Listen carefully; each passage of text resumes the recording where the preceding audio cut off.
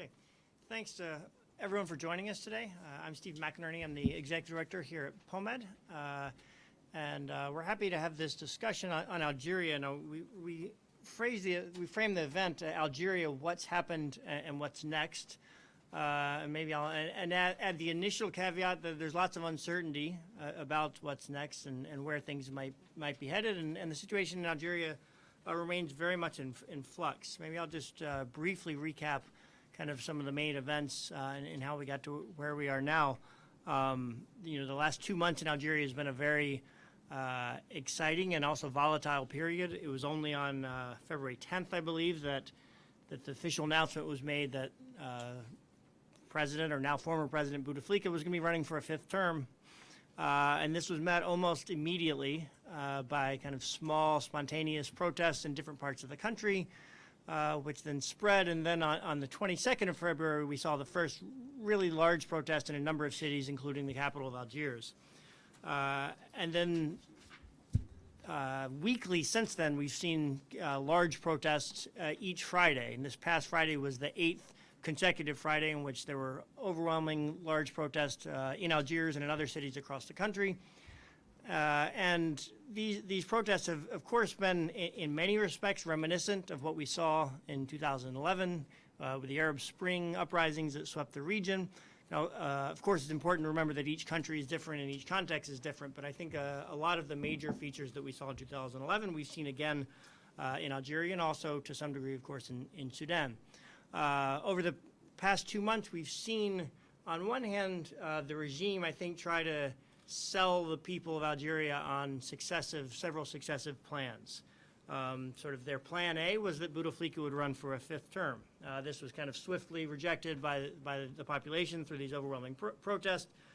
Plan B was that he would run for a 5th term, but while promising to not carry out that full term, promised to re-elect me, and then we'll have a national conference that we'll organize to reform the state and the constitution, and then I'll step down at some point, perhaps around the end of the year. Again, this was rejected.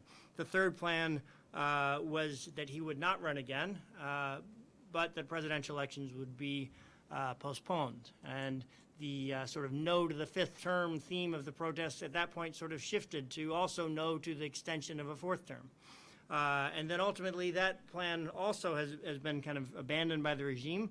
And Bouteflika actually was finally removed formally from power on April 3rd.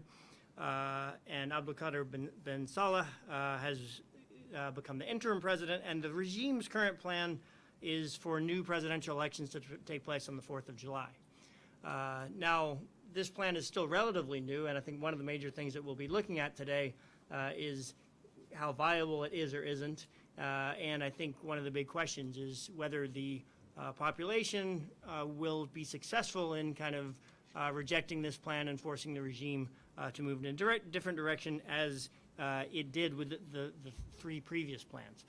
Just this past Friday, the protests across the country again were quite large, quite powerful symbolically, very peaceful, but we did see a little bit more aggression by the regime in trying to kind of respond to the protest, including through use of tear gas and closing off of streets.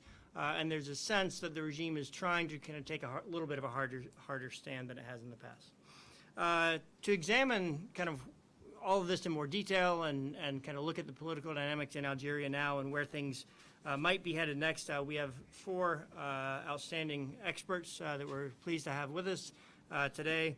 The first speaker we're going to have today is Emel Boubacar. Unfortunately, the original plan is that she was going to be speaking to us live by video from Algiers, but unfortunately that's didn't turn out to be possible. But she is going to she's recorded remarks. I spoke to her over the weekend by video, and we're going to play about 10 minutes of her remarks in just a few minutes to kind of set the scene. Then we're going to move on. Our next speaker will be Rushdie Alaoui. We're very happy to have Rushdie here with us. He's Algerian American expert on comparative politics and democracy in the MENA region. He's lectured regularly at Maxwell Air Force Base in Alabama, where he's now based. He used to work with the Carter Center in Atlanta. Then we'll turn to Bill Lawrence. Bill Lawrence is a visiting professor at George Washington University. He's currently a non-resident expert on Algeria with Middle East Institute and the Arab Center. He formerly was a non-resident fellow here at POMED and longtime kind of expert on North Africa, including especially Algeria. And then Alexis Arief, we're very happy to have with us. Alexis is with the Congressional Research Service, where she, for a long time, has focused on Africa, both North Africa, West Africa, Central Africa, essentially all of Francophone Africa, more or less. But she's studied Algeria very closely, followed it for many years, and so we're looking forward to her insights as well. So thanks to all of you for joining us that are here, and then also all of you watching on the live webcast. When we get to the question and answer session, for any of you watching online, feel free to tweet any questions that you might have to us at POMED, P-O-M-E-D. Now I'd like to kind of begin with Amel's remarks by video.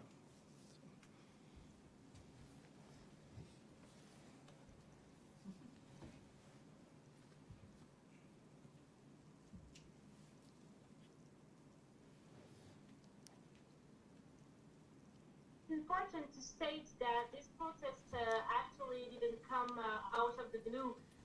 It's an old experience that Algerians have been going through, an experience of accumulating techniques of resistance. And actually, civil disobedience didn't start on February 22.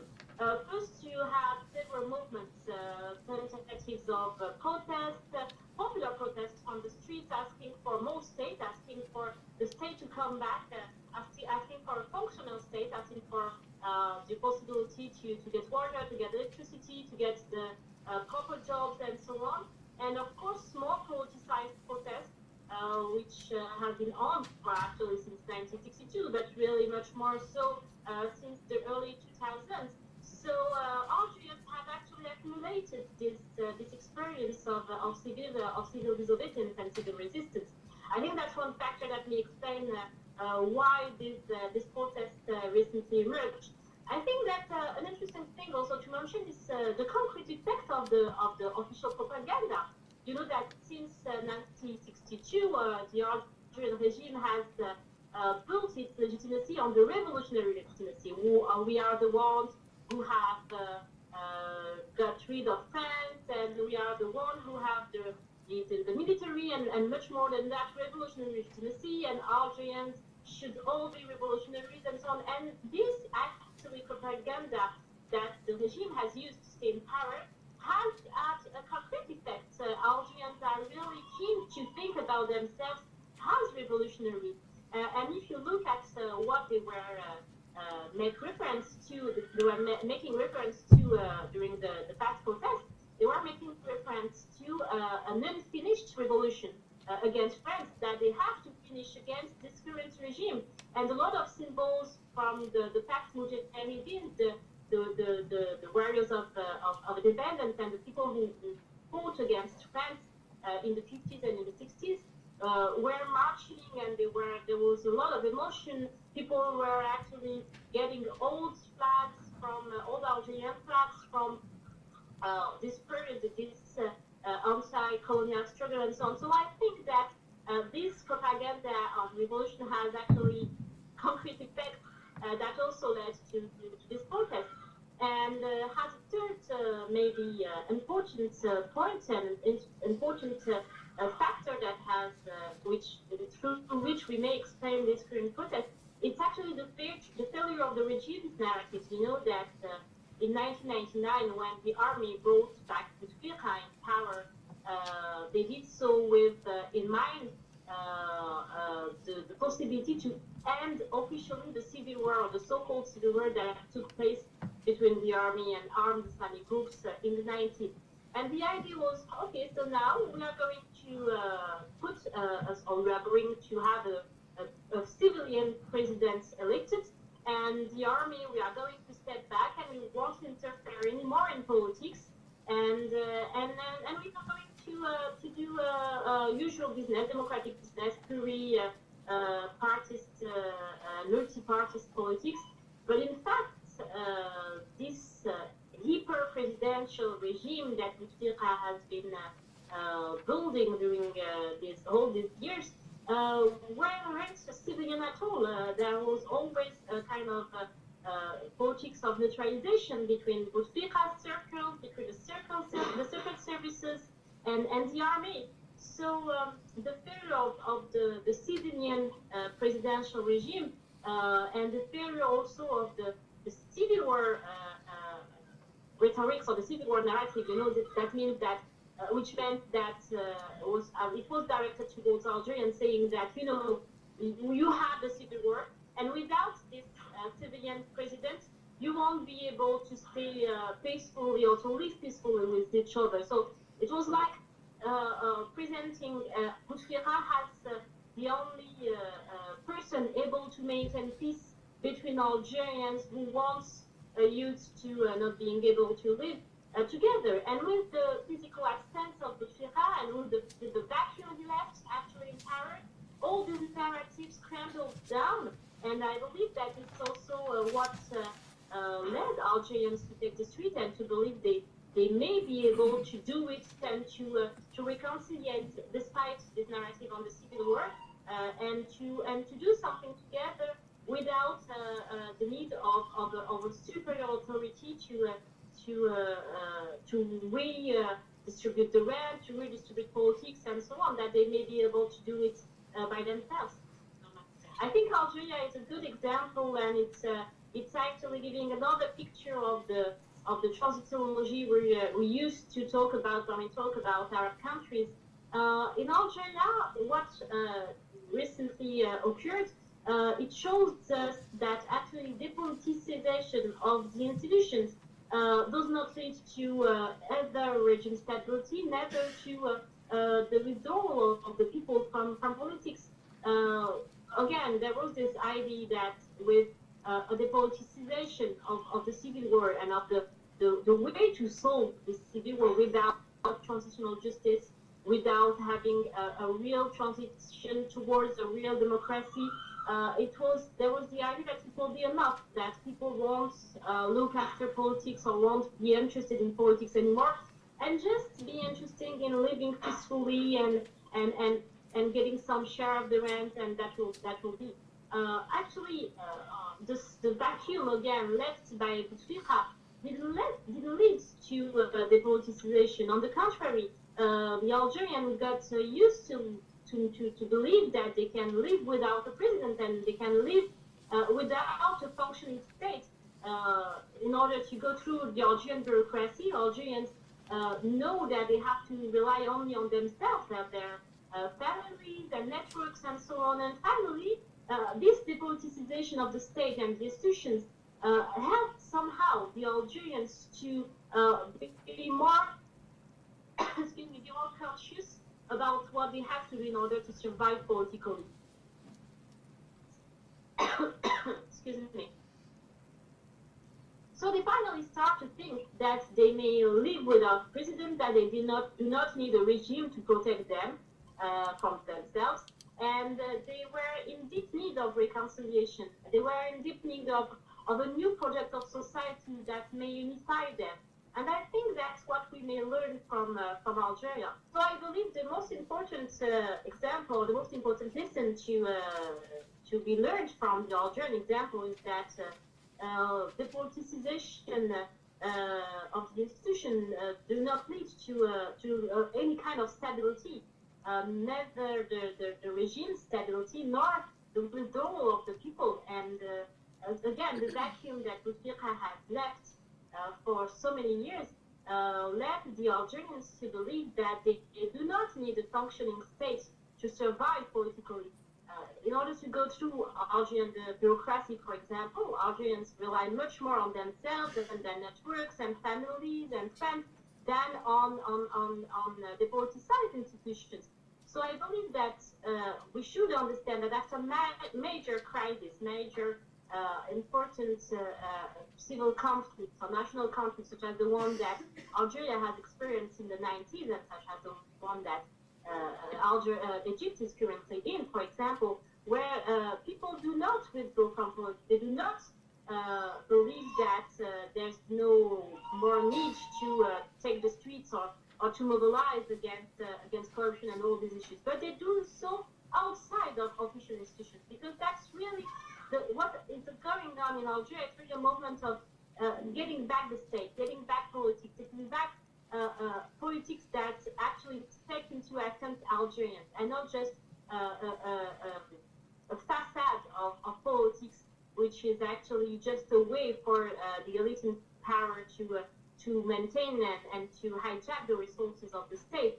So really, the main lesson that maybe Algeria can teach to the rest of the Arab world is that do not believe that because there have been a major conflict and that people are not interested in getting in negotiation with the regime anymore because of repression, because of fake politics, if I put it that way, people won't have the potential to rebel once again. I think that Algerians were in deep need of reconciliation. They were in deep need of a new project and of a new way to get together, unified in the streets or elsewhere. And I believe that the option of the fifth mandate, which has been really felt and lived as the provocation by the Algerians, gave them the opportunity to do so.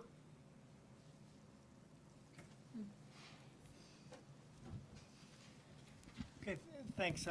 Rushdie, I'd like to turn to you. I was asking Amal to sort of kind of put in context kind of what we've learned, kind of what this period of the last 2 months has revealed about Algerian society and kind of how we've gotten to where we are now.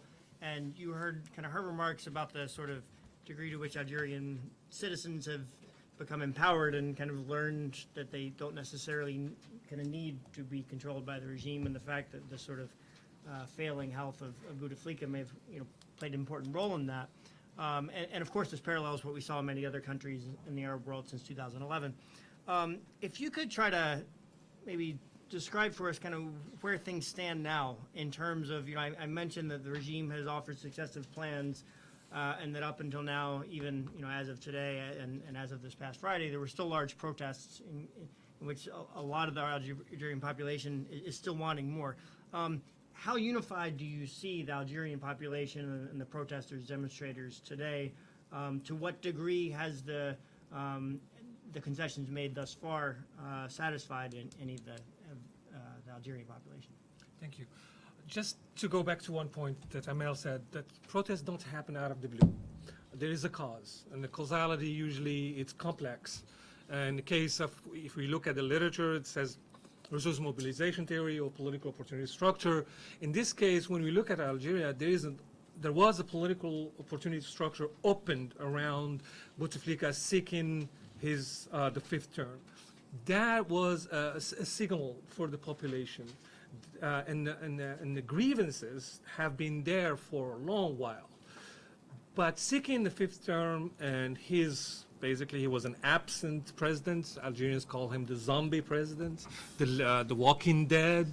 There are plenty of jokes about that. So when he sought the fifth term, what was grumbling started to get organized. And from organization to selection of few leaders, granted, it's not single leaders, but several leaders, and you have that meeting the political opportunity structure, meeting the grievances, and you have the first protest that happened in February 22nd. How unified are the Algerians or people in the street to see this thing out? I would speculate, because we don't have data. We're talking in a country where polls and public surveys are non-existent. So we can go on collection of anecdote, and if you have gone to grassroots, they tell you plural of anecdote. It's not a data, but we keep going like that. So I think they are very much united around few themes. One, the first one, Bouteflika has to go. That was accomplished. It gave a boost to the protest movement. See, we can accomplish that.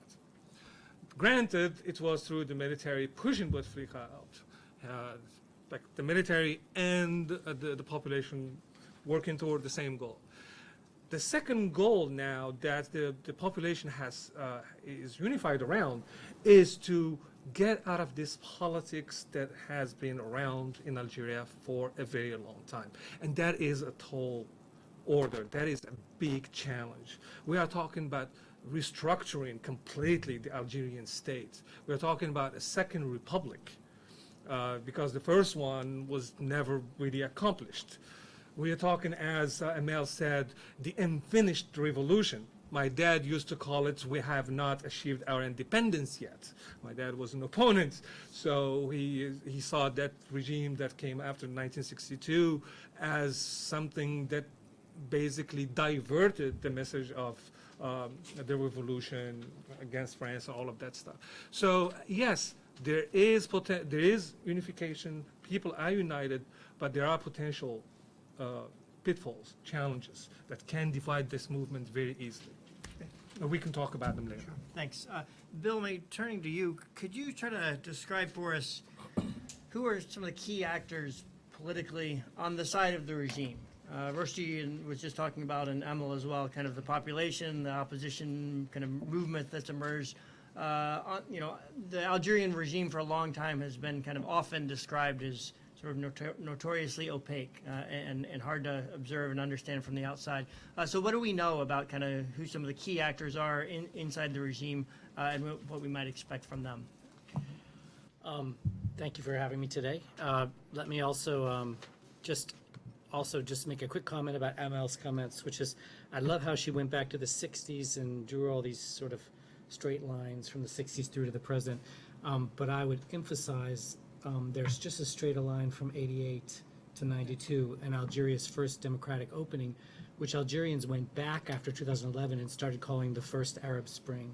And they're hyper aware of having had the first Arab Spring, of having influenced all the choices the crowds made in Morocco and Tunisia and Libya and Egypt and elsewhere. And now it's sort of take two for Algeria. And so this huge awareness of their role, their previous role, their current role, is playing in a large way on the ground, and we have to know that both the population and the regime is thinking that way. In terms of the regime, it acts with opacity on purpose. It's often been compared to by Algeria experts as like a tribal council or tribal jama. It likes to operate by consensus. It likes to have secret meetings where it does things like select who will be the president in the next election. Typically meeting at Sidi Fraj, this vacation spot to the west of Algiers. They call it a conclave, like the Catholic term conclave, and they'll go off and have these private meetings, and then they'll make an announcement that everyone's supposed to accept because of the revolutionary legitimacy of the regime and because they speak with unanimity. So who's in the pouvoir? It's military and ex-military, intelligence and ex-intelligence, rich businessmen, and clientelistic networks that represent the different regions and the different clans, sort of going out in concentric circles from the presidency. They have had many cracks in recent weeks, notably the Veterans Association turning against the president, the army officers turning against the president, the FLN turning against the president, and now the head of FLN is in question, and he locked out the council that wanted to meet to select a properly selected head. So there's lots of cracks in the regime right now. Meanwhile, Algeria's richest businessman, Ali Haddad, the former head of the Employers Association that was forced out, was caught at the Tunisian border trying to escape into into Tunisia. Meanwhile, no private jets can take off from Algiers because, and so this has led me to a bunch of questions, but the main one is, who's given the orders? And the answer is Gaid Salah, the chief of staff of the army, and formerly deputy defense minister. I don't know what his formal title is now, but he's chief poobah in Algeria right now, and he's giving out arrest warrants. So since when does the defense acting defense minister say which businessmen should be arrested. So the risk here, among all the happiness, and I noticed that they're now calling this the Smile Revolution. My friend Adian Mehdi's been talking about the Smile Revolution, and there's a lot of things to rejoice in and to talk positively about. But we're also living through a soft coup here, where we've had once again, and like so many other North African states since 2011, a military sort of takeover of the apparatus of power, and then either a sort of wishful thinking that they'll do the right thing, or a trust that they'll do the right thing, or an anger that they're going to do the wrong thing from the crowd, a depoliticized crowd, an apolitical crowd. And I'm less sanguine than Emma on that regard too, in that, yes, a depoliticized crowd can do things, but one thing it can't do is take over power. So then what's interesting is who's standing up. And so the opposition parties have tried to quote Hugh Roberts, row in to the stream here. They have very little legitimacy with the crowd. Notably, they all voted against the new president's position, and they boycotted the vote in Parliament. But once again, politics by boycott, politics by rejection, politics by being against the entirety of the system and calling for a new system isn't the politics that replaces a regime. And for that reason, the infighting, the clan fighting, all these little signals we're getting are extremely important, because unfortunately these guys are going to hold on to power for the foreseeable future. Let me say one last thing. As part of the back channel negotiations about whether Zidowel would come back, or whether Ibrahimi would come back, or whether any of the other potential ex-presidents or other historic leaders would come in to be the new Bouteflika, there was a back channel discussion about who would go on trial. And that's why the arrests of these businessmen are so important. What level of show trials or trials of corrupt Algerian businessmen, the clique around Bouteflika, is necessary to placate the crowd, right? So to what degree can one set of factions or one set of people forcing out another set of people put them on trial and placate the crowd in terms of corruption being defeated? I don't think the crowd is ready to accept that, but that's what's going on right now. And that and so this sort of crumbling of politics in the regime and this apolitics in the crowd bodes badly for a logical step-by-step constitutional transition, which we already aren't in because of this soft coup. Okay, thanks. I'd like to say, if I could just have you begin kind of with your perspective as someone who's followed Algeria closely for many years. Kind of what have you found kind of most surprising or most interesting, kind of what in terms of what the last couple of months have revealed about Algeria and its politics?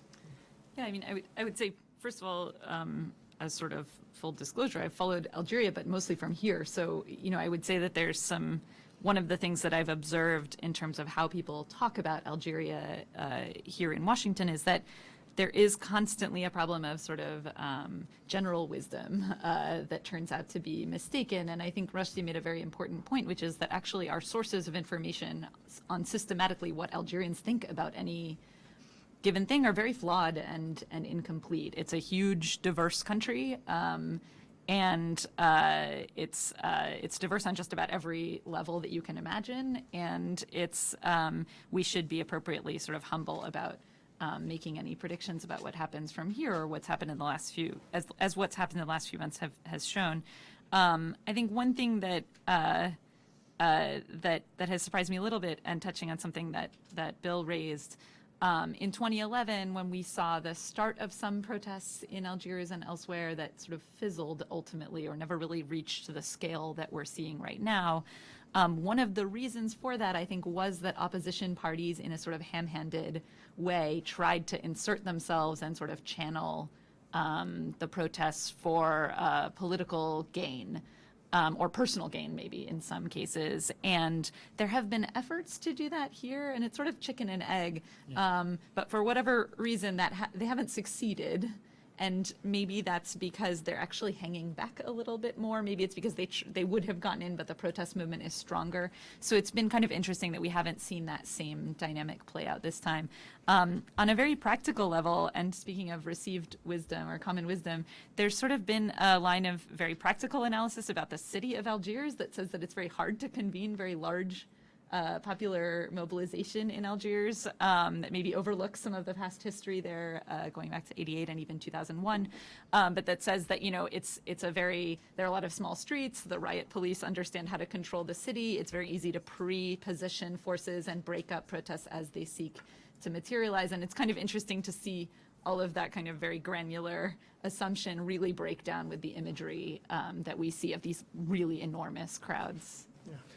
If I may, Yeah. let me touch on what Bill says, because we are talking about a regime and we need to understand what it is. And if you go to Algeria and talk to Algerians, everyday Algerians, average Joe, they call it the system. And that tells you all you need to know. It's a dark box. So what it is, what is it, this regime? And we have to go back to 1962. From 1962 to about mid-1980, the regime was a three-legged stool. You had the military, the SM, secret military or secret services, and then you have the single party. The power was divided between the military and the secret services, and they had a preface, a face that is civilian, which is the single party, the FLN. And that face, the single party, interacted with the population. But all the power was held by the colonels at the time. We didn't have generals. Boumediene was a colonel, and was divided between the military and the secret services, which still are part of the military. In 1988, under Shedley, they had a restructuration of the secret services, and intelligence services. I'm sorry, they got them out. Half of it became civilian, half of it stayed under the military, and that created a diverse set of elite with each one had its own agenda, and we can see them right now. They are really divided. They can't. Why Bouteflika was presented for a fifth term? Because they couldn't find a consensus candidate. If they did find the military, the intelligence services, and oligarch, which is a new element that Bouteflika introduced, the three-legged school, he added the fourth one, which was corrupt bunch of oligarchs. Yeah. And he fed those because he knew that he could not face the military by himself, he could not face the intelligence services by himself, so he created this big, large network of corruption, and he threw the rent. It was an orgy of corruption in the 2000s and 2010s, and that helped him really solidify, basically unite his power, made him really hard to remove. So they couldn't find the consensus candidates, so they opted for a fifth term. It was a gamble from the beginning. They knew that it was going to be risky, and they were right, because it exploded in their faces. The last point that I want to talk about, there is a generational effect here that we need to talk about. The Civil War ended in 1999. That is 20 years. 20 years is almost a generation. So people who are in the street today, this youth that we see them, the Smile Revolution, don't have a really solid memory of the Civil War. Their oldest brothers, probably yes, and they are more hesitant. That's why we see them pushing more.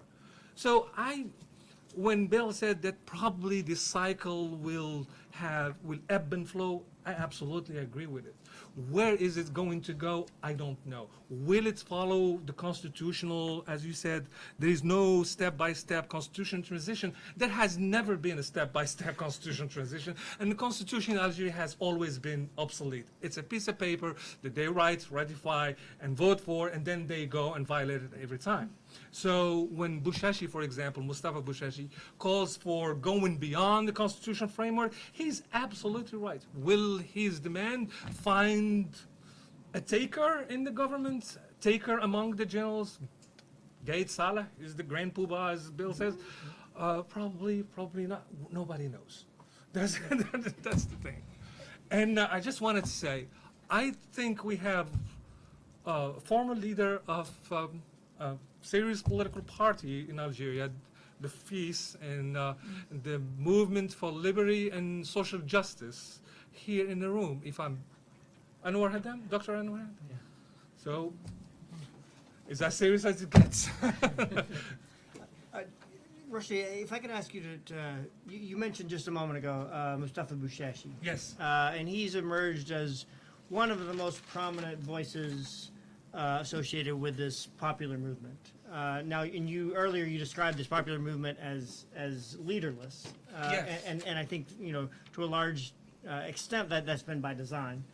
But could you comment a little bit on Bouchachi, and are there other key figures, and to what degree might this leaderless movement be, might there be kind of key figures emerging, and in terms of the strategy of this sort of, there's obviously pros and cons to being a leaderless movement versus more organized. So if you could just say a little bit more about the opposition in that regard. Absolutely.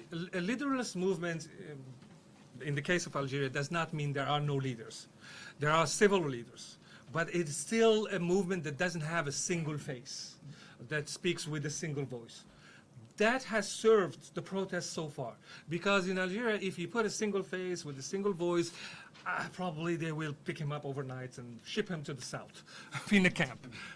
Most likely it happens. That's how we operate in Algeria. Bouchachi, Mustafa is a very interesting guy. He's a very principled guy. He's an old FFS. It's a former party of Ait Hamid, a large figure in the Algerian War of Independence, and before that, he is a lawyer, civil rights, human rights activist. He seems to, over the last week or 10 days, he has risen to the occasion, or maybe the occasion has met his demand. It seems to be, I might be mistaken, but it seems to coalesce. People are listening more to him. He is speaking with authority. Today, I think today or yesterday, they banned him from speaking in University of Blida. Yeah. So that tells you that they are already they noticed that he has starting to echo in the society, and they want to clamp down on him. So if there is a leader who's going to negotiate with Gaid Saleh, with some of the oligarchs that, yes, Haddad is the biggest one of them, but he's not the only one. There is General Sugar, there is General Coffee, there's... If you know Algerian politics, you know exactly what I'm talking about right now. So, he will be the one to, and his platform seems to have people agree around. It's very simple. Keep the interim president who is as is, no elections in 90 days, organize a constitutional assembly, a transition period that is extended over a year and a half until we have a constitution, and then we enter into an electoral cycle, presidential, parliamentary, and local. That is the logical path to go. Will it happen? I don't know. Thanks. Bill, if I could ask you to maybe put this actually in a bit of regional context. This Bouteflika was the fifth Arab autocrat that were moved from power by widespread popular movements. Of course, there were four others, in Tunisia, Egypt, Libya, Yemen, and then of course now there's been a sixth in Sudan, even since Bouteflika. What might we learn from watching events unfold since 2011 across the region? You heard Rushdie earlier refer to this as sort of a soft coup. Was that you actually? Sorry. That of course is a term that we could apply in a number of other countries as well.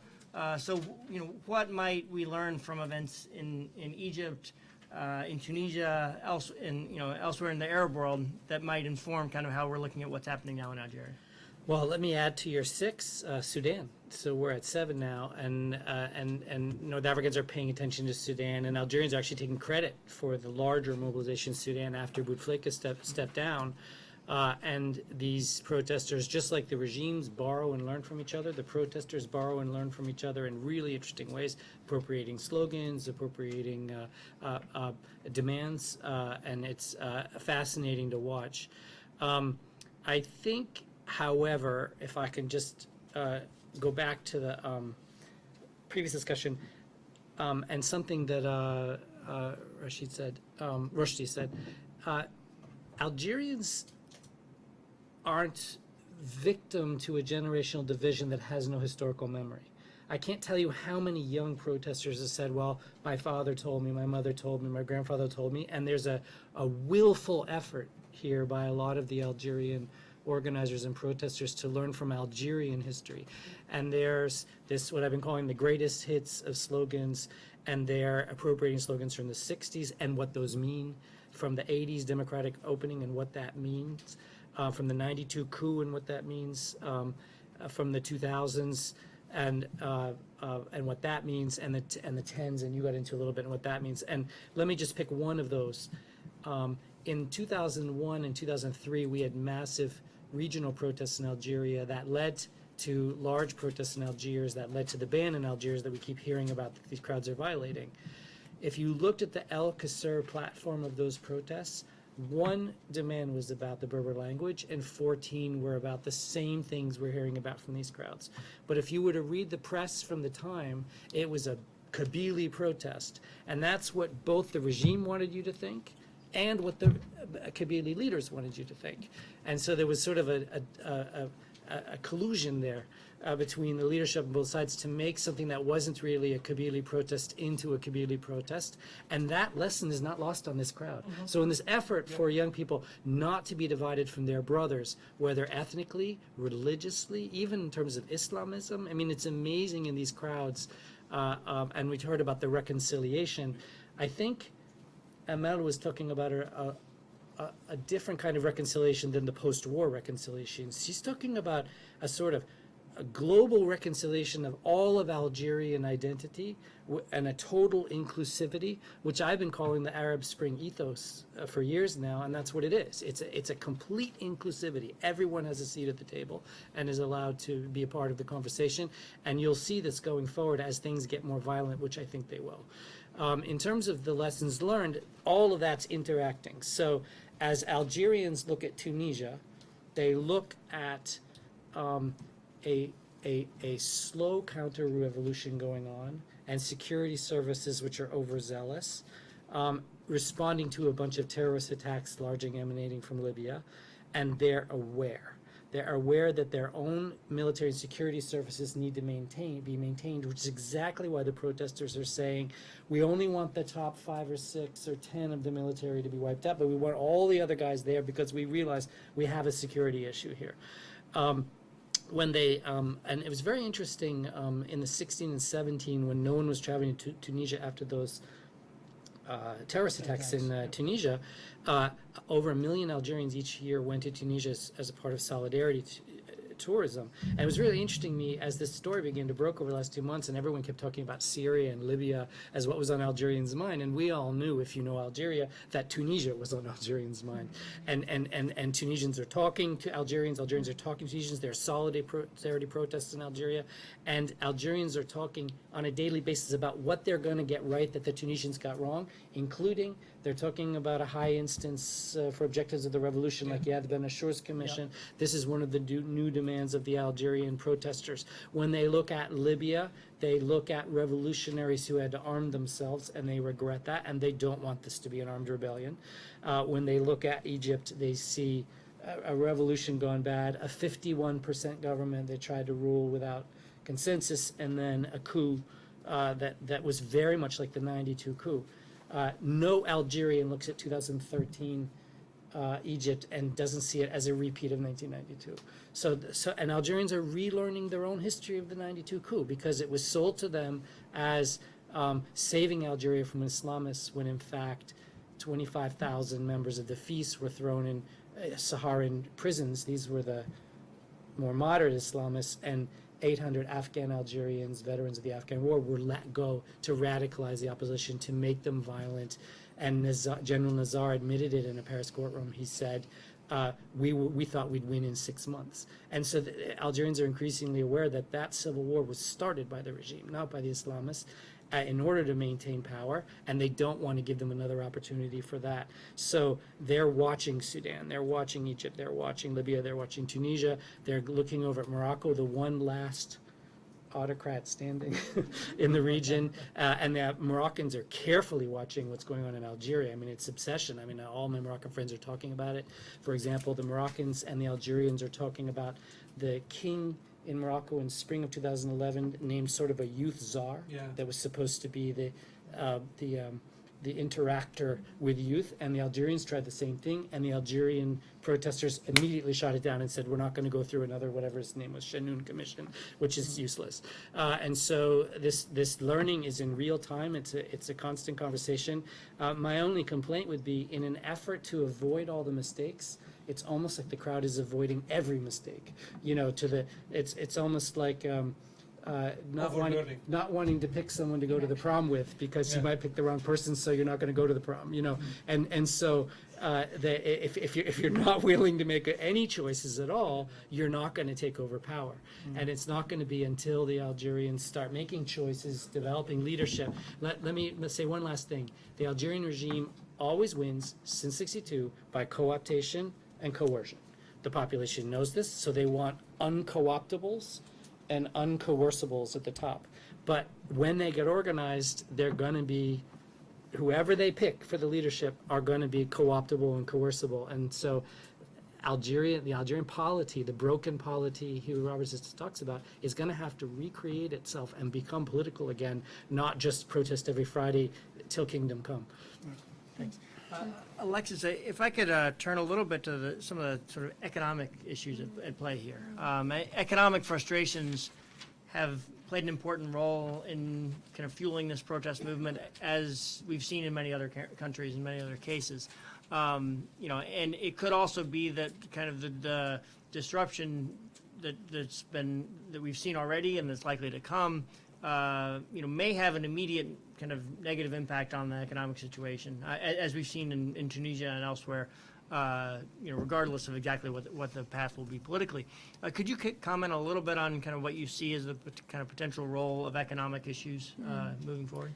Yeah, that's very important, but also hard to put a finger on. So I think one of the lessons learned for those of us observing the region for the last decade and more is that we need to be very precise about what we are talking about when we talk about economic grievances.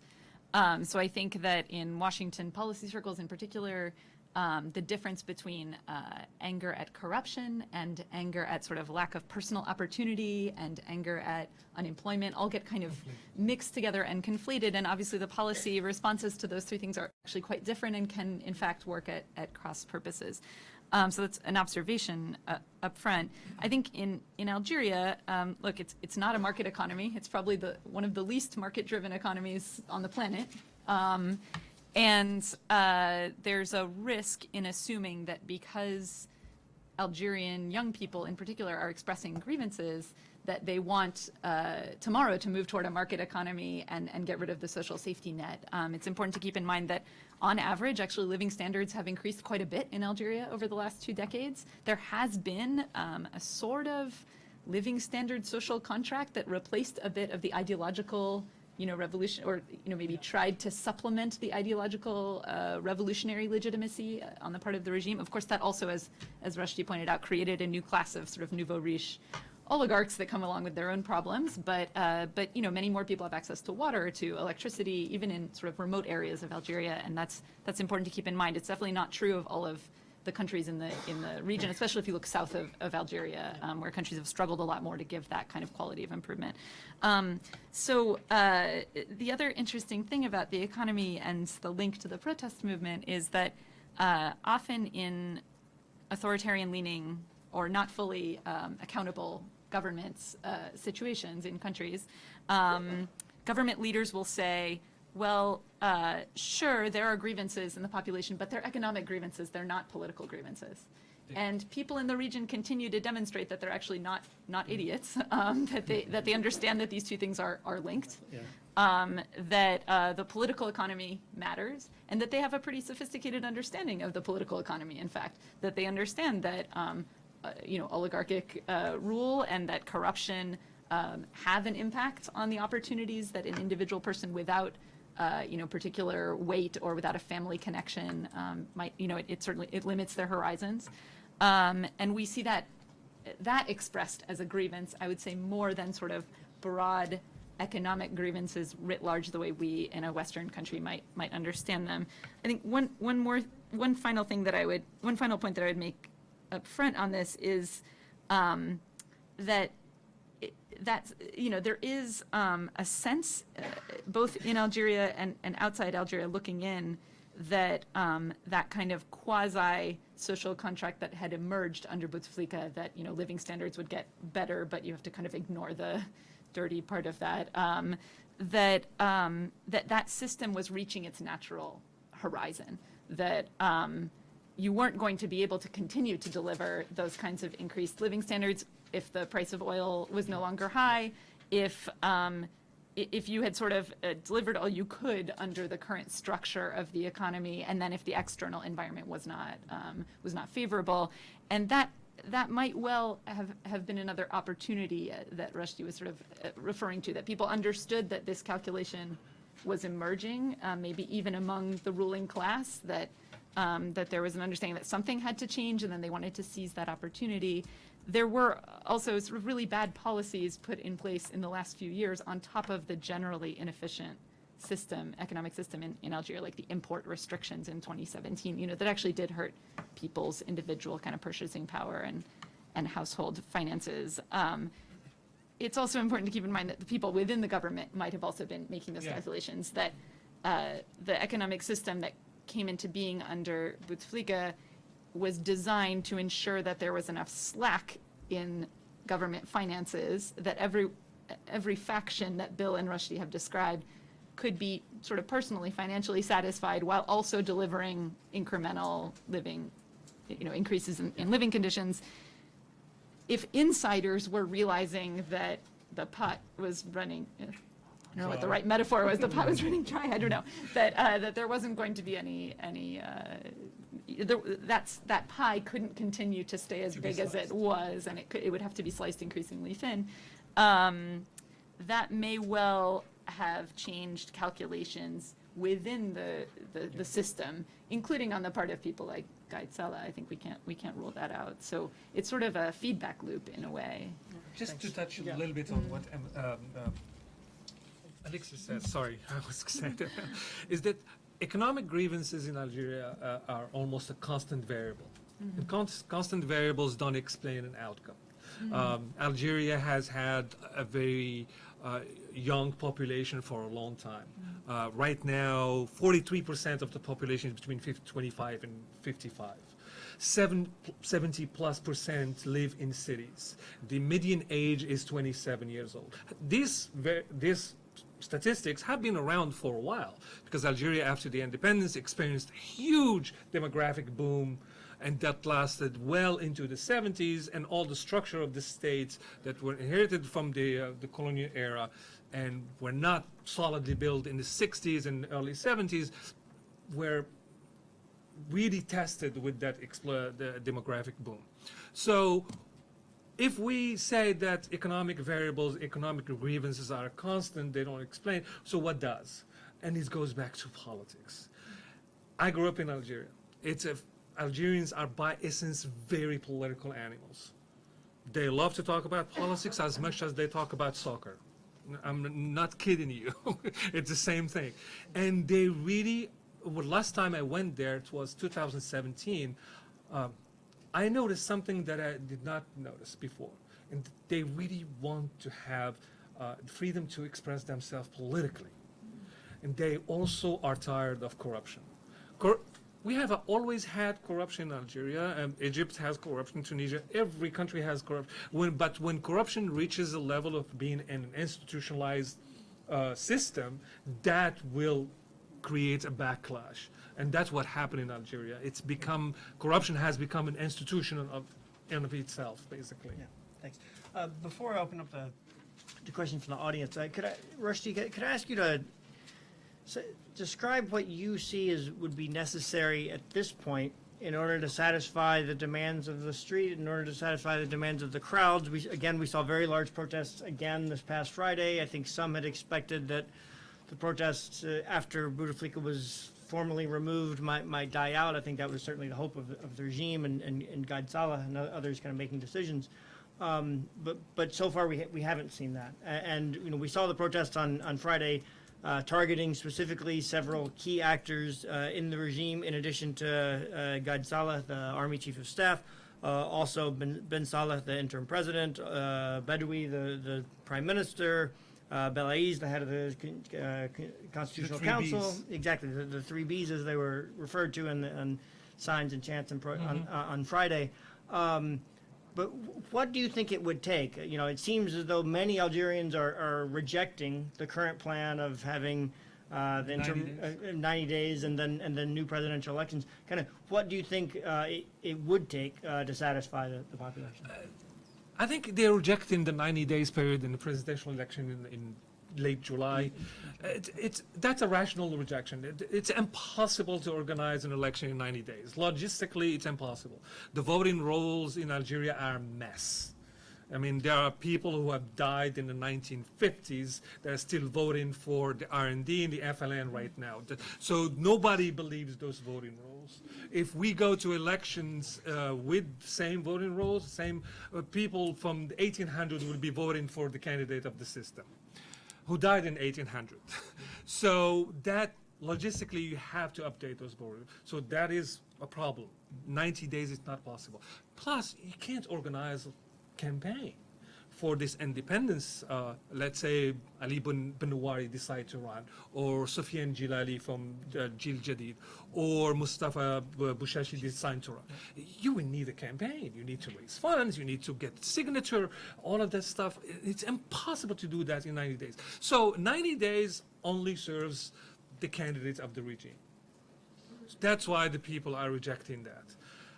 So what about? Sorry to interrupt you, but what about the kind of the presidential election as the next kind of key step, or even if would extending the timeline to have would that be sufficient? There have been a lot of discussions of other types of roadmaps. I think the way out, and Bouchachi 2 days ago hinted at it, is to offer a way out to the military. What does it mean to offer the military some guarantees? It means that, guys, we know that you are afraid that the same fate to you that happened to the generals, the Shah generals in 1979 will happen to you. Nobody is going to hang you from telephone posts. No one. They need that guarantee. Because as long as the military sees that there is a potential of a backlash against the army, against some of the old figures, they are okay to basically throw Nazar under the bus. I am sure they're okay with that. Nazar is not really well liked, or some other generals. But as an institution, they have a high sense of survival. And if it comes to between them or sending the tanks down the street, they will send the tanks down the street. Thanks. At this point, I'd like to open up if there's questions from the audience. Yeah, we'll start here, Mukhtar. I would like to pick on the last sentence that you talked about concerning sending the tanks to the streets. To what extent do you think, if it goes to that, if it comes to that particular stage of sending the tanks to the streets, to what extent do you think that the middle and lower level officers and soldiers would respond to that, meaning a massacre? Yeah, I'm just going to briefly repeat the question for the sake of the go ahead. webcast. Yeah, so the question is, if there were orders, to bring tanks to the streets, to use violence, to what degree, how would kind of middle and lower ranking officers respond to such a request? Funny that you asked this question. I was talking to him earlier just about this. Last week I was talking to, no, not last week, before that. I was talking to a colonel in La Gendarmerie. It's a branch of the military, that doesn't exist in the U.S. It's only African country and Francophone countries. A colonel is a really high ranking in the gendarmerie because it doesn't have that many officers. And he was telling me over the phone that, and I said, what if, what's going on? What's the mood? Just like shooting the breeze on the phone. And he said, he talked to me in French, there is no appetite for us to go outside. And he said, my cousin is protesting. So if you send me outside, that means I'm gonna shoot on my cousin.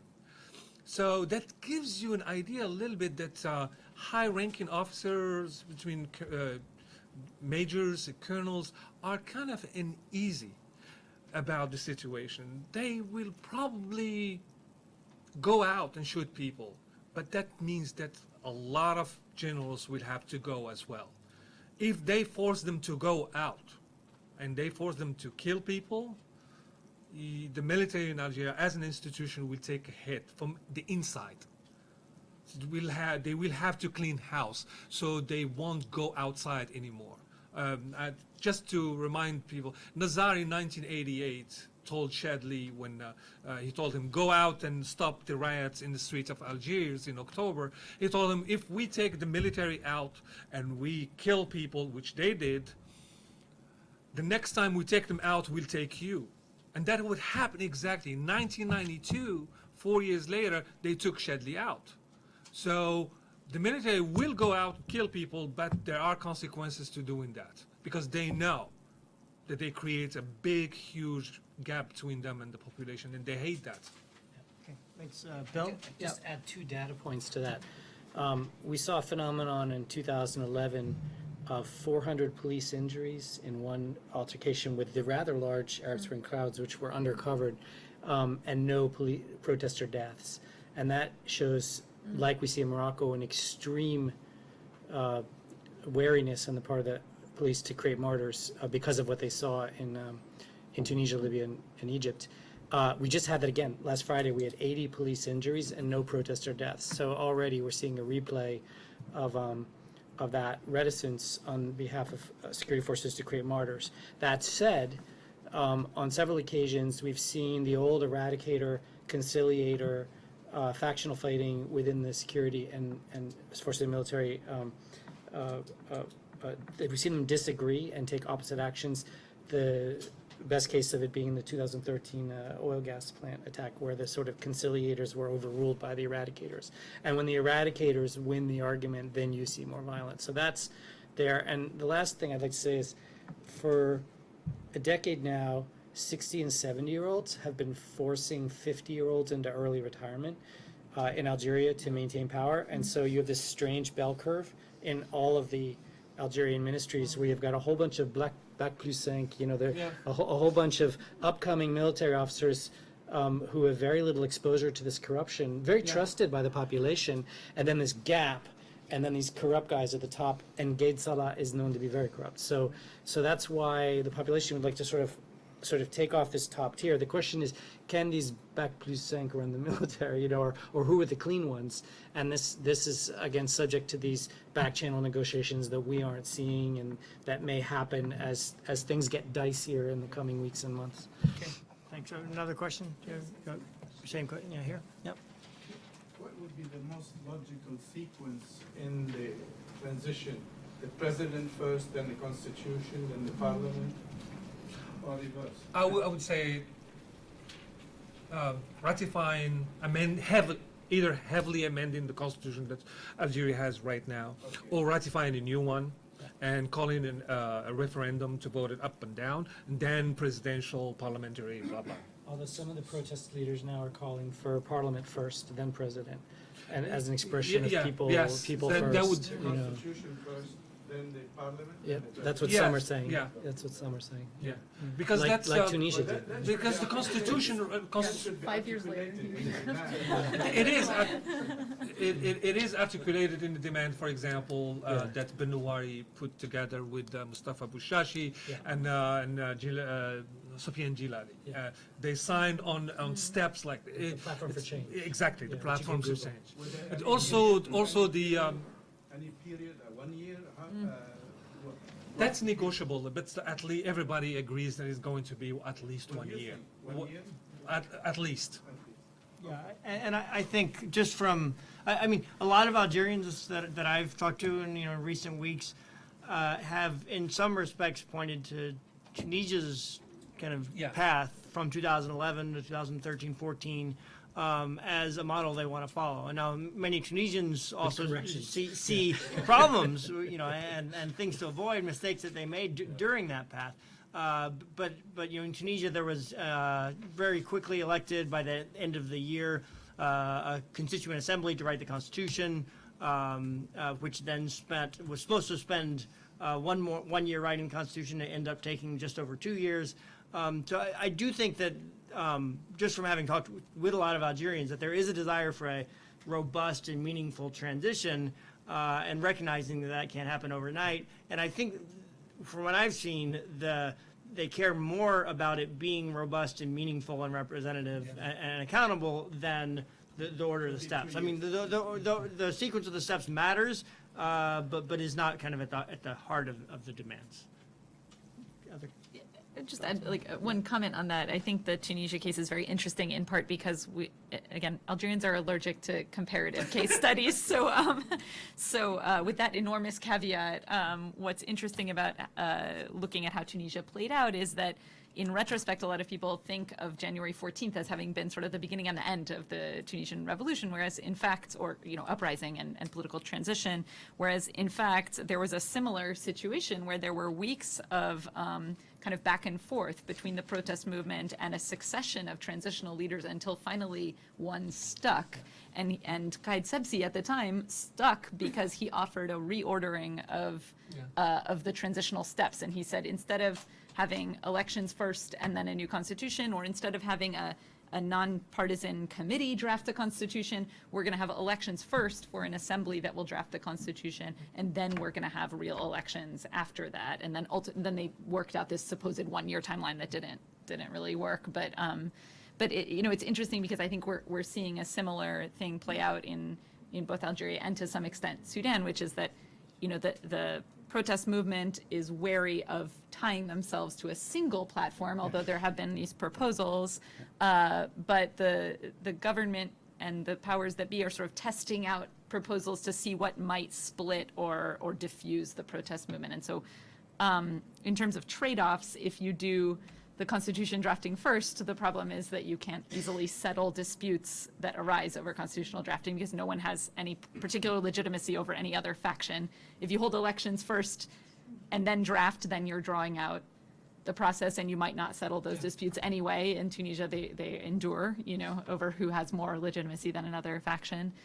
So there's no sort of perfect recipe, but yeah. Let me add one transitology point to get back to Russia's word, which is that Tunisians thought they were going to get a big windfall because of the corrupt state, and they didn't, because they don't really, most Tunisians didn't understand how macroeconomics works, and you don't get big windfalls from corruption after revolutions. And what they and a lot of corruption. yeah, and what they it's grown, and what they ended up with was something we know from the Latin American literature. We got a pacted transition. I mean, if you study Latin American transitions, it was labor and business. Well, what was 2013 and 14 all about? It was a labor and business deal. It was the Carthage Pact in 16, which is just unraveling now, but it was a pacted transition. Algeria is a distributive state transition, and the one economic demand of the crowd is distribute the wealth of the state. Have you seen it? It's like the only economic demand, and they're going to be sorely unhappy, the Algerians, when they realize that the state largesse, which they've been having over 9,000 micro protests a year since 2009 about, to get a bigger piece of. The state isn't as rich as they think, or as able as they think to distribute it out, and we're going to have to get back to this question of weak institutions in Algeria. I think they will be okay with the small pie. They understand. They are kind of sophisticated. That they understand that the welfare state will be downsized, and they're okay with that as long as there is no corruption. Yeah. So they will accept this fact that a smaller pie, part of the pie, a smaller welfare state, smaller social programs, but let's make it fair. So we don't have this big, huge inequality in wealth and all of that that we see in these days. Yes. Actually, there is one element that might help to understand the situation back home. My name is Anwar Hadan, elected member of Parliament in 91. And there was a poor gas price. Yes. The thing that we need to keep in mind that the Algerian people have been trying for so long to try to have a change in the decision-making process, economically, politically, socially. That's what started actually after '88, where the late Shadli Ben Jadid was in favor of that actually. We as the major parties, we agreed with him. And the military, of course, did not accept that at the end. And also when Bouteflika came, he promised to change.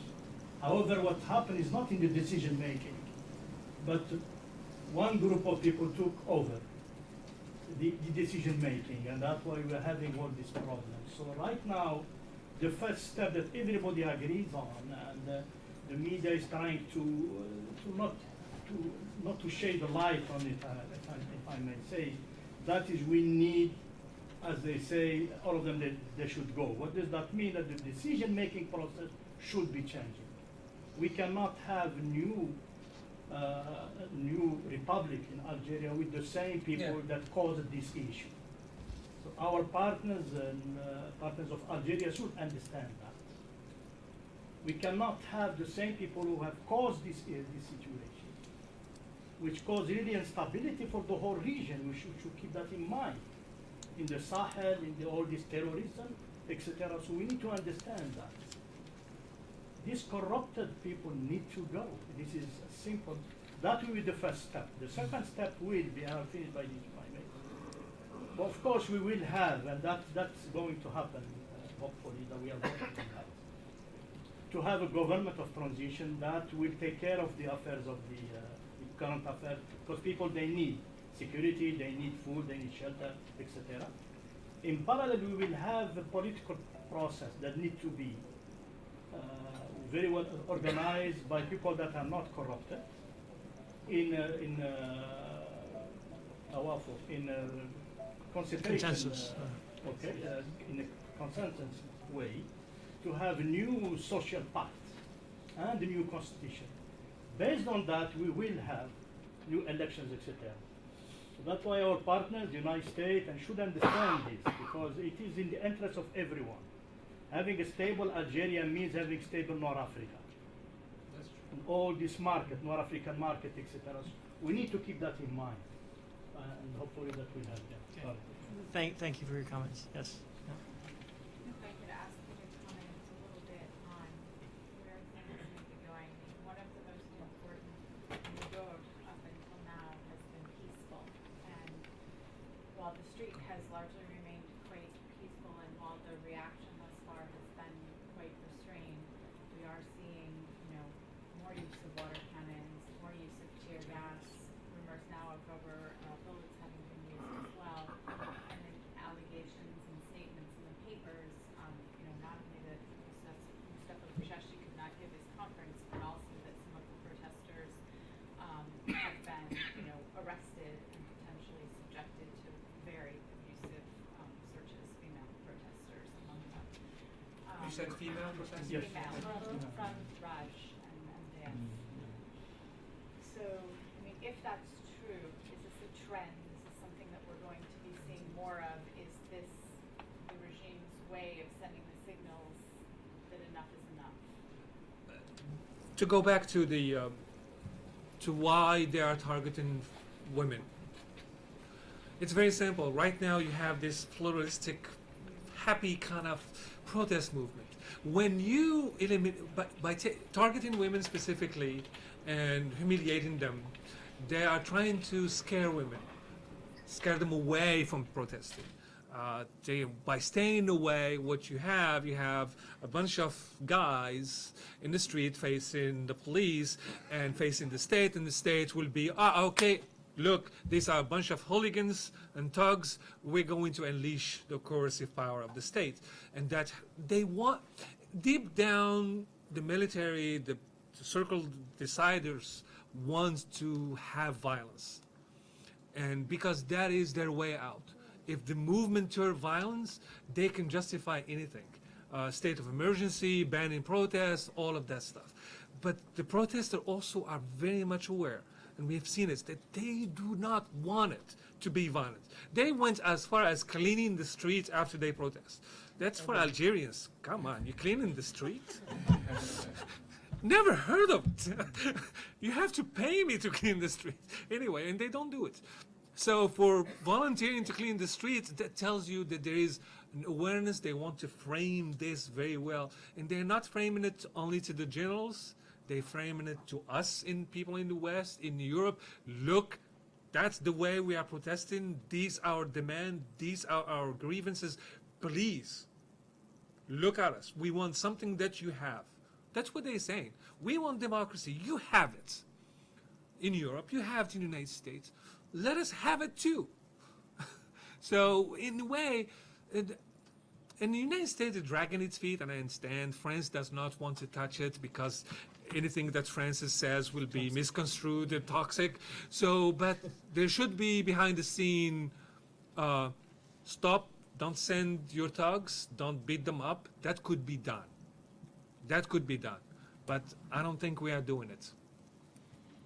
Bill, do you have anything to add here? You mentioned earlier, kind of in the end of one of your remarks, that you just kind of mentioned in passing that you expect things to kind of likely turn more violent. Could you say a little bit kind of more about what you think that might look like? And you certainly, as Rusty was just describing, we've seen a really remarkable commitment to peacefulness, to nonviolence up until now. And from the beginning, there's been a lot of kind of fear and suspicion since, the 22nd of February that the regime was going to try to, turn this violent and try to use violence as an excuse to crack down.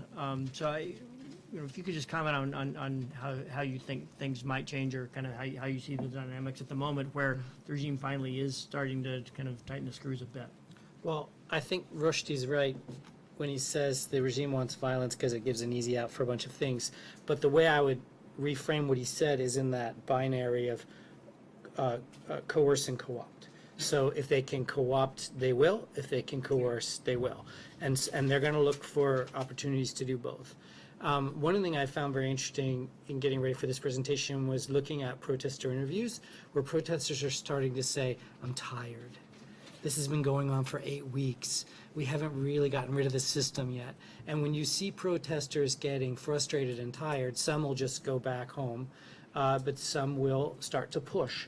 And I've seen it in watching Arab Spring protests in several countries, when they'll corral the crowds, right? And when they come down the street, if they go towards this target, they'll get violent, and if they go to that target, they won't. So usually the crowd avoiding violence will go towards the parliament if that's where they're being directed, right? But if they head towards the presidential palace, that's when the bullets and the water guns and it's not just the gendarmerie got up this morning and said, we're going to use rubber bullets today on the crowd. It's that we're going to defend specific sites in specific ways. And so this is part of a cat and mouse game that the violent protesters, the 1% that want to be violent, or whatever number that is, are going to push the regime, and the regime's going to push back, and then we're going to get into a long discussion about, are these protests really as violent as everyone says? And then, drum roll, the Baltagia, right? We had Baltagia in Egypt, we had Baltagia in Morocco, who were instrumental in turning the Arab Spring protests in Morocco. We had them in Tunisia, and the not as bad, but we're going to have Baltagia in Algeria at some point. There'll be regime thugs, they'll be probably connected to factions. They'll come out. We've already seen foreign ruffians stirring up crowds, and then the police cracking down and arresting them, but then it's not clear who they were. Well, that could be the first sign of the Baltagia. Baltagia are a little bit of an untamed animal in that often you want them to make one thing happen and then something else happens, right? And you're asking about all the other something else's. And so I would suspect a steady creep towards more violence and pretexting on both sides because of the violence. And that's why the political conversation is so radically important, not just for the 22nd Friday from now when everyone comes out for a smile protest, but how are we going to get organized to organize away from the worst happening? And let me just say one last thing. There's always a risk of a populist emerging, maybe not in the next month, but over the next 6 to 12 months in Algeria, either on the protest side or on the regime side, saying, see the chaos that's starting? I'm here to bring order to chaos. And what you don't want is a populist leader gaining a big traction in Algeria to bring peace to chaos. So again, we need better political negotiations and organization over the coming weeks and months with quiet pressure from the outside in order to avoid the worst. Just a point on the populist point. I think politics in Algeria is all populists. You have like an entire political class, every single one of them is a populist. When Trump was running in 2016, I was like, this sounds so familiar to me. Where did I hear it before? Oh yeah, Algeria. So, so it's not surprising. But Nekaz, you're thinking about Nekaz. yeah, Nekaz is a clown. Yeah.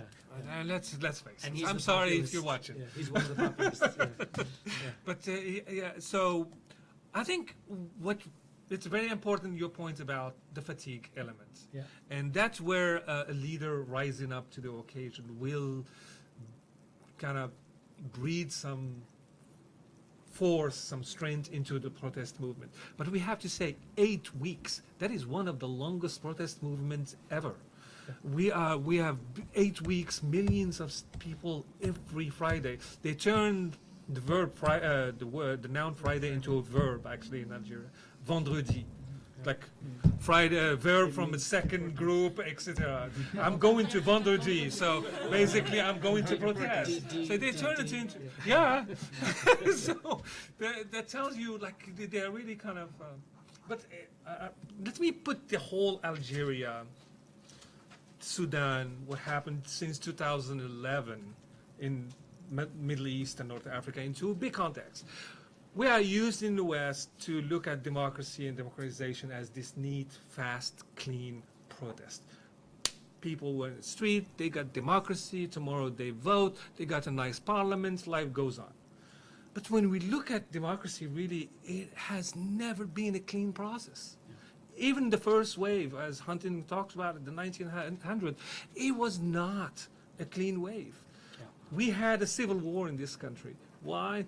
One part did not want to agree to something that was very undemocratic.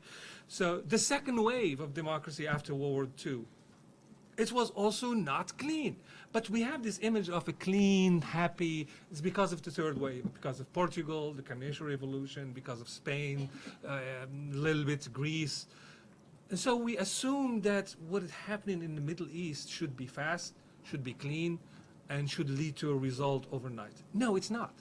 What we're looking at, what we are witnessing in the region, it's really one big kind of movement that started in 2011, and we are still looking at it right now. And it's ebbs and flows. Yeah.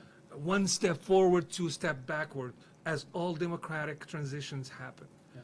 And it's a revolution at regional level that is dictated by bad governance. It's a crisis of bad governance, it's a crisis of confidence, it's a crisis of trust. And what the people are asking for, good governance, good trust in their leader, and political openings. And nothing can offer those but democratic states. China does not have that, that has economic power, but it cannot offer that. Only a democracy and transition toward a multipolar democratic system can offer those trust and good governance. And despite all the tiredness in Washington about the Arab Spring and the reframings, which I think have often been worsening the interpretation rather than the original framings we had of the Arab Spring, look at the Arab Center poll from last year. 18,000 respondents, 11 Arab countries, 49% were in favor of Arab Spring outcomes. And if you divide it out for age, you're talking 75% of young people in North Africa want Arab Spring outcomes. So, and they're still talking about the Arab Spring. We had a funny moment at the National Press Club when they rolled it out, and they said, so I said, you asked about the Arab Spring? And they said, well, no, we asked about the Arab uprisings, Arabiya, because the translation for Arabiya is Arab uprisings. I'm like, no, it isn't. It's Arab Spring, and that's what they're still talking about in the region. North Africa was rocked by the Arab Spring and rocked differently a little bit than Syria and Yemen. And we kind of need to see this region a little bit on its own merits a little bit more and understand how strong this push is for all the things that Rushdie was just talking about. Yeah, I mean, obviously, I, fully agree with all of kind of your remarks that the only kind of system that can satisfy these grievances is kind of a system of democratic governments, accountable governance. I would also add that, absolutely the transition from authoritarianism, from autocracy to democracy is always extraordinarily difficult. It's always been difficult throughout history. Remember reading a study, soon after 2011 that kind of looking at kind of popular peaceful uprisings that removed autocrats from power kind of since World War II, and just over 20% of those had kind of led to had resulted in democratic governments 10 years later. And I think right now, in the midst of all this, there's a tendency just to look at, there's a common narrative that, well, the uprisings in the Arab world have failed, and people saying, well, why have they failed in the Arab world? What's wrong with the Arab world? But the reality is that, we're 8 years later now, and Tunisia still has, challenges, but a democratic government in place. And assuming that's still the case 2 years from now, it will kind of be roughly in line with the international average, over the past century. And that one of the 4 Arab autocrats deposed in 2011 and 12 will result in democracy that lasts a decade. But certainly this kind of struggle continues, and certainly I think we've learned a lot just in the last couple of months in Algeria and Sudan and elsewhere, where we're seeing that all of these demands of Arab citizens certainly remain, and certainly they want to see kind of changes in their government to meet those demands. Can I add one point on the economic point that I agree with Alexis, but I think needs to be made? You've heard me say that Tunisia kind of had 2 revolutions, one that succeeded and one that failed. One sort of a middle class, urban one, and one more of a marginalized, that keeps re-revolting, and you see it across Tunisia in certain areas. And in many ways, that also applies to Algeria in the sense that you have kind of a social compact middle class in Algeria that wants a certain number of things from the government, including liberalizing economic. If you talk to Algerian middle and upper classes, I know from my last trip, they all want liberal reforms. Maybe you protect some industries, but they want to open up the economy, right? And then you've got this larger mass of Algerians, like the larger mass of Tunisians. And again, the states are very different, but I'm making a comparison that I think is important. You had more self-immolations in Algeria than Tunisia, of the 400 after Bouazizi. And they were over 90% informal economic sector, and the informal economic sector continues to be humiliated in Tunisia and continues to be humiliated in Algeria. And I can see, one of the tensions going forward in Algeria, a kind of middle-class set of demands for a liberalizing regime, and a more populist set of demands about state contempt, state hogra towards the informal sector and all that, and those who aren't part of the formal employment structure trying to eke out a living, and I think we're going to increasingly see that divide. I think we've done a pretty good job about how middle classes are getting the short shrift and expressing their demands, but we haven't done as good a job about how the mass of poor people aren't getting a fair shake in these uprisings. You reminded me when you talk about middle class, you reminded me about the old book of Barrington Moore, who says democracy No bourgeoisie, no is democracy. exactly no bourgeoisie. No, I think about Barrington Moore all the time. Exactly. But what you're saying right now is like there is a bargaining game over distribution. But that's the essence of European politics. All we do in our elections is bargaining over redistribution. And here in England, what is Brexit? It's a big, huge bargaining game. How much can we retain? So that will be a welcome debate in the Middle East. Let's bargain. They can bargain, that's for sure. Thanks, Alexis. Final word. I endorse the sort of discussion. It's been really interesting. I would just add one more thing to come back to our opening thoughts about not over-assuming that we understand what people want or think they would like to get out of this. We have to be wary of assuming that people learn the same lessons that we think we've learned from past iterations. So, I think this applies to your point about how Algerians are reinterpreting their own history of the 90s. But, there's too much assumption that because we think that the 92 coup taught us something about, whether it's inclusion in politics or, rapid political reforms or Islamism, that in fact Algerians might have very different interpretations and might disagree strongly and do disagree strongly with each other over how to understand that. And then that's going to make a difference in terms of the choices that people make While now. assuming they agree. Yeah, they often are assuming they're agreeing with each other. Right? I've never had an Algerian say that he agrees with it. He or she agrees with another Algerian? with all other Algerians. But maybe you have. No, but I'm saying that there's a sort of veneer of agreement. Right. in There's this when that's- people are talking to yeah. foreigners, certainly, and I'm sure Bill and I have had this experience. There's sort of like we Algerians understand that X, Yeah. So whereas there's a obviously full that's not true. unanimity from Yes. the regime and from the population that masks a lot of other things that we started to talk about at the end. That's right. Okay, well, thanks very much. Thanks to all of our speakers. Thanks to all of you for joining us, and we look forward to. We look forward to continuing dialogue with all of you on these issues as events continue to unfold in Algeria. So thanks.